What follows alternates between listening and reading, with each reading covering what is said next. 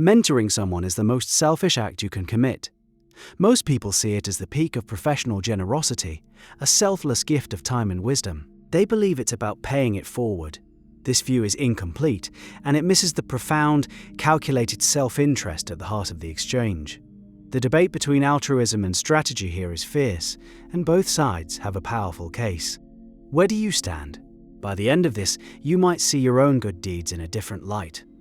Let's first build the argument everyone wants to believe. Mentorship is presented as a pure act of giving.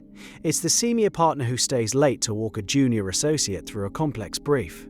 It's the experienced craftsman who patiently teaches an apprentice the subtleties of the trade, knowledge that took a lifetime to acquire. The mentor gives away their most valuable assets, their focused time, their hard-won experience, and their carefully curated network. The mentee receives a career-altering advantage, a shortcut past common mistakes, and a door into rooms they couldn't otherwise enter. The currency of this exchange is goodwill. The mentor asks for nothing in return. The reward, in this view, is purely psychological. It's the quiet satisfaction of seeing someone else succeed because of your guidance. It's the feeling of connection, of passing a torch.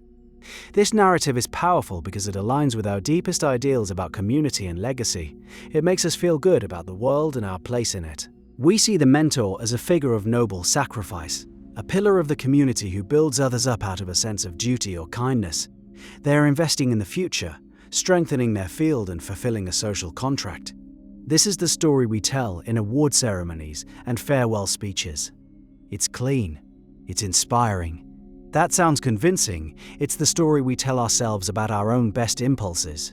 But there's a problem with this tidy narrative. What if that warm feeling of altruism is simply the first, most obvious payment in a much larger transaction? What if the act of teaching provides a benefit so immediate and so powerful to the mentor, it dwarfs the help given to the mentee? The moment you try to explain something to someone else, you expose yourself. To teach is to be tested. You cannot clearly explain a concept you only vaguely understand. The simple act of preparing to guide someone else forces a ruthless internal audit of your own knowledge. You think you know your stuff. You've been doing this for 20 years. But then your mentee, with the beautiful and terrifying clarity of a beginner's mind, asks a fundamental question. A why question. Why do we do it this way? Has it always been done this way? What's the first principle here? Suddenly, the comfortable autopilot of your expertise switches off. You are forced to go back to the foundation. You have to deconstruct your own instincts and rebuild them as a logical, step-by-step process. The mental shortcuts you developed over a decade become visible again as the complex decisions they truly are. The assumptions you've been running on for years are dragged out into the light and questioned. Why is that the best way to structure a deal? Why is that line of code the most efficient? Is it really? Or is it just habit? This process is famously known as the Feynman technique, named after the physicist Richard Feynman. He believed you only understand something when you can explain it simply to someone who knows nothing about it. Mentoring is the Feynman technique on steroids. It is a relentless, scheduled, and high-stakes review of your own fundamentals. Your mentee's ignorance is a spotlight on your own. Their confusion is a diagnostic tool for your own fuzzy thinking. Every time they say, "I don't get it," they are giving you a gift. They are showing you the exact point where your own mastery has decayed into rote memorization. The selfish benefit here is enormous. You aren't just helping them learn. You are forcing yourself into a state of perpetual relearning. You are fighting intellectual stagnation. You are getting a world-class education in your own domain, for free, simply by trying to give one away. That's an incredible return on investment. And yet, this is still only scratching the surface of the selfish rewards. Sharpening your own skills is a powerful benefit, but the questions your mentee asks do more than just refine what you already know. They reveal what you don't know is coming. A mentee is a sensor. They are a direct line to the frontier. They exist in a different technological and cultural context than you do. The tools that seem new and experimental to you are the default environment for them. The platforms you are just learning about are the ones where they live, communicate, and create. They haven't spent 20 years investing in the old way of doing things. They have no allegiance to legacy systems. Their perspective is unburdened by sunk costs. This makes them an invaluable early warning system. Imagine you're a marketing executive who built a career on television advertising and focus groups. Your new mentee is a 22-year-old who has never paid for cable television and thinks of TikTok not as a social media app, but as a primary search engine. When they talk about building a brand, their entire frame of reference is different. They ask questions you wouldn't even think to ask.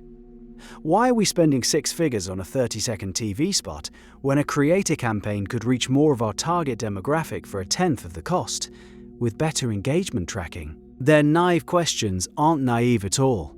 They are a direct attack on the core assumptions of your business model. By listening to your mentee, you are getting a live, unfiltered briefing on the future of your industry. You are seeing the world through the eyes of the person who is about to disrupt it. You learn which skills are becoming obsolete and which ones are becoming essential. You discover new software, new tactics, new channels, and new consumer behaviors long before they show up in industry reports or get discussed in boardrooms.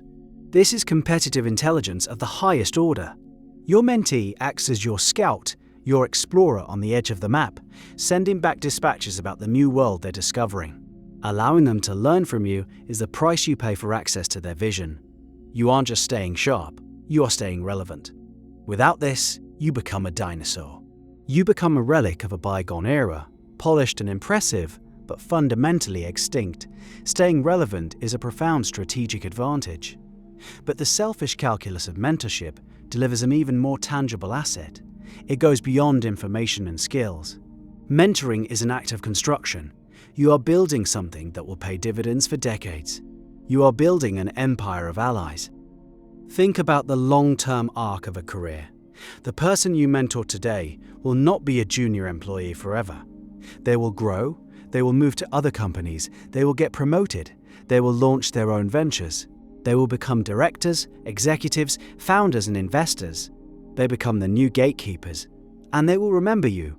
The bond formed during mentorship is unique. It's deeper than a simple professional connection. It's personal. It's forged in moments of vulnerability, challenge, and breakthrough. You weren't just their boss, you were the person who believed in them, who answered their late-night calls, who coached them through their first major failure. That kind of loyalty is priceless. Over a career, a dedicated mentor can cultivate a network of dozens of these deeply loyal professionals. This network is not a fragile web of LinkedIn contacts. It's a robust, distributed collective of advocates and insiders. When you need an introduction to a new company, one of your former mentees is now a director there. When you need honest feedback on a new idea, you have a trusted circle to turn to. When you're looking for your next career move, your network is actively looking for opportunities for you. You have seeded the entire industry with people who are personally and professionally invested in your success. You help them build their careers. Now, their success is part of your power base. This sounds calculating. It might even sound manipulative, like you're grooming people for your own benefit. And this is where the defenders of pure altruism make their stand. They would argue that if you enter a mentorship relationship with this strategic empire-building mindset, the entire project is doomed from the start. People can sense transactional intent. A mentee who feels they are being used as a pawn in someone else's grand strategy will not open up. They will not be vulnerable. They will not trust the advice given. The authentic connection that makes mentorship work will never form. The entire exchange becomes hollow. And here, we arrive at the beautiful central paradox of the whole debate. The selfish benefits of mentorship are immense, but they are only accessible to those who are genuinely trying to be selfless. You cannot reap the rewards of sharpening your skills, gaining market intelligence, and building a loyal network if your primary goal is to get those things. The rewards are a byproduct. They are a consequence of authentic generosity. To get the selfish outcome, you must commit to the selfless process. You have to actually care. You have to invest emotionally. You have to genuinely want the other person to succeed, even more than you want the benefits for yourself. The process itself forces you to be a better person. It demands patience when you're frustrated. It demands empathy when you're busy. It demands you prioritize someone else's development over your own immediate tasks. The very act of effective mentorship requires you to behave altruistically. So, the debate about whether mentorship is selfish or selfless creates a false choice. It's both.